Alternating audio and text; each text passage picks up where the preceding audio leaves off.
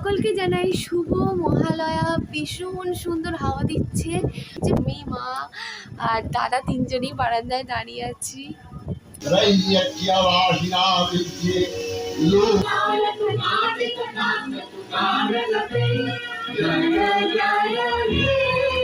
বাজে সকাল 6:34।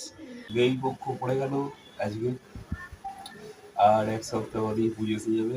সবাই নতুন জামা কাপড় পরে বেরোবে মণ্ডপে মণ্ডপে ঠাকুর দর্শন করতে। তো দিন যাচ্ছে তত পুজোর দিনগুলো কমে যাচ্ছে। অষ্টমী নবমী একই দিনে পড়ে গেছে। এখন চা করছে।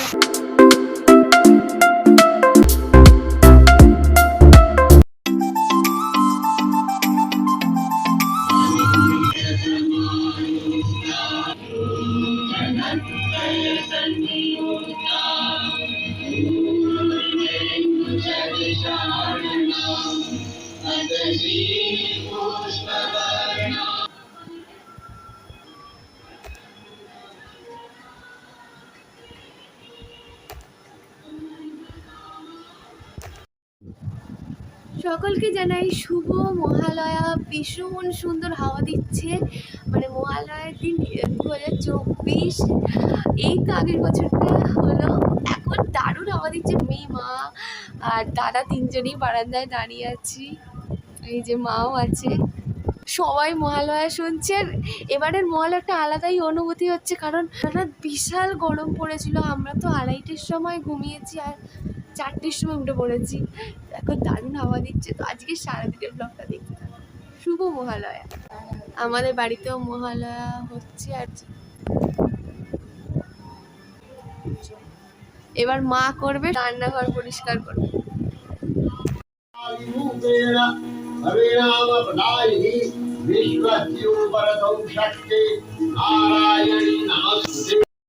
शक्तिभूते सनातनी गुणाश्रये गुणमये नारायणी नमोस्तुते शरणागत धीनाथ परित्राणपरायणे धनस्यार्ति हरे देवी नारायणी नमोस्तुते। বাইরে বিশাল জোরে ঠান্ডা হাওয়া দিচ্ছে আর ওইদিকে বিদ্যুৎ চমকাচ্ছে। বৃষ্টি আসবে আকাশ থেকে তো মনেই হচ্ছে। দারুণ হাওয়া দিচ্ছে অলরেডি।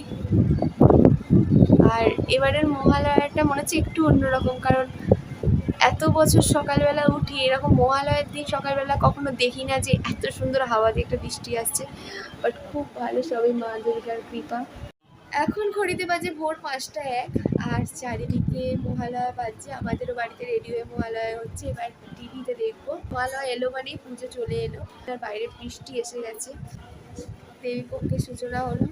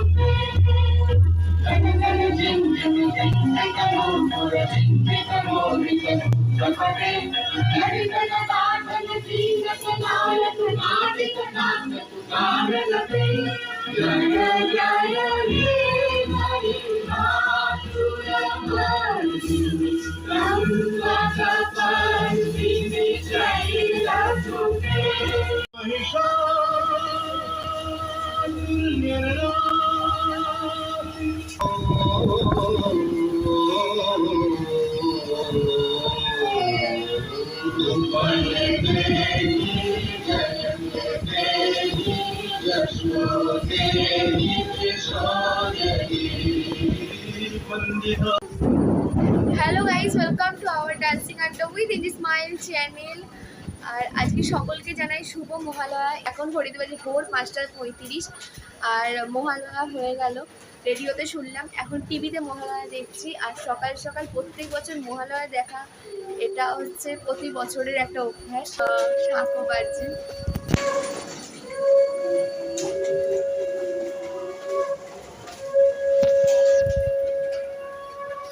আজকে মা রান্নাঘরটা পরিষ্কার করবে। আর কি পরিষ্কার করবে গো? শুধু রান্নাঘরটাই বাকি আছে। গ্যাস ফাইনালি এবছরের মতো মায়ের সমস্ত কিছু ঘর পরিষ্কার করার ডান। চলো, বিদ্যুৎ চমকাচ্ছে। এখন আমি টিভির সামনে বসে পড়েছি টিভি দেখতে, আর 5টা থেকেই দেখছি।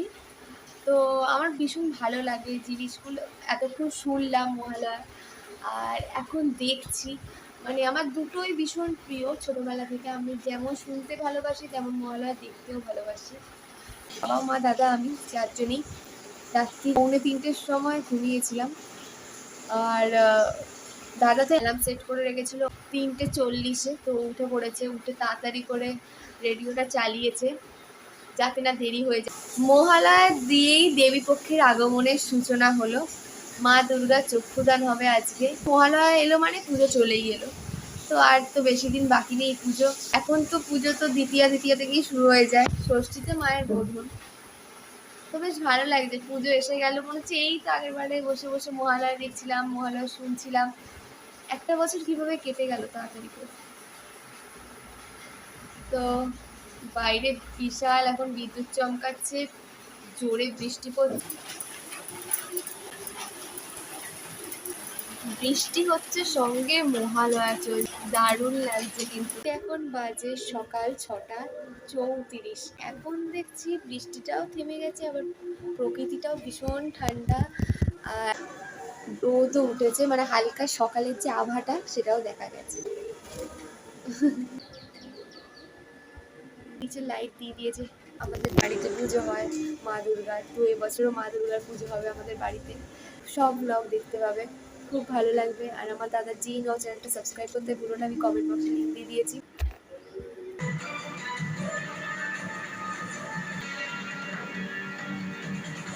চলছে রান্নাঘর পরিষ্কার। 7:04, মা দুর্গার আসার অপেক্ষা। 2রা অক্টোবর 2024, আর অনেক জায়গায় এখন হচ্ছে আঁকার প্রতিযোগিতা। আমি একটুখানি 10 মিনিট ঘুমিয়ে পড়েছিলাম মহালয়া দেখতে দেখতে। এখন ঘড়িতে বাজে 11:19। মা সেই টানা 4টে থেকে কাজ করছে, এখনও রান্নাঘর পরিষ্কার করছে।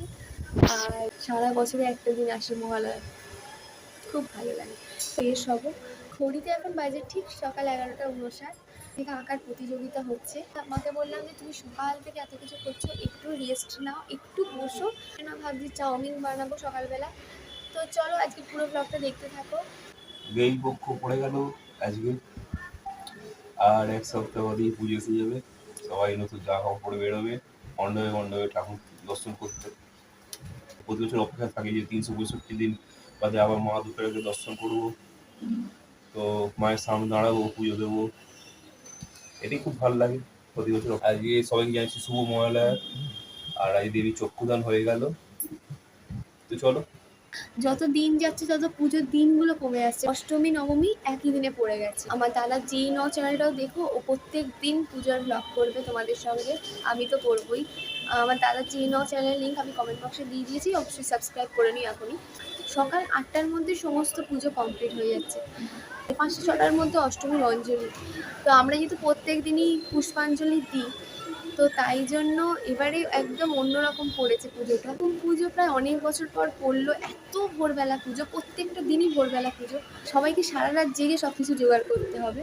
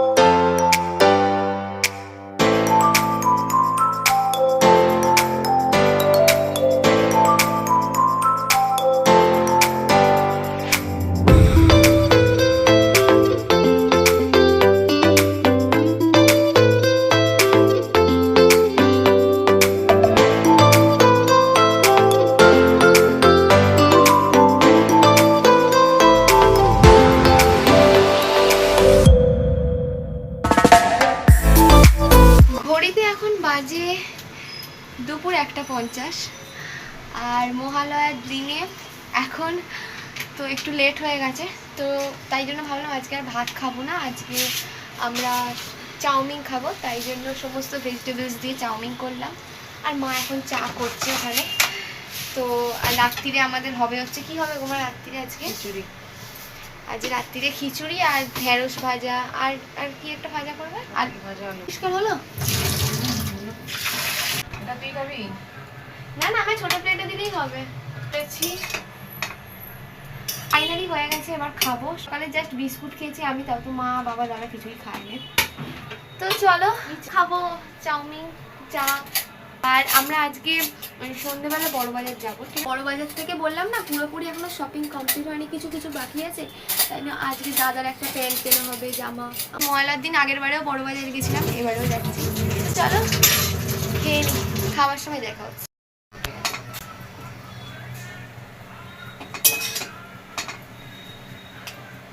বাহ খুব সুন্দর, সবই মায়ের থেকে শিখেছি।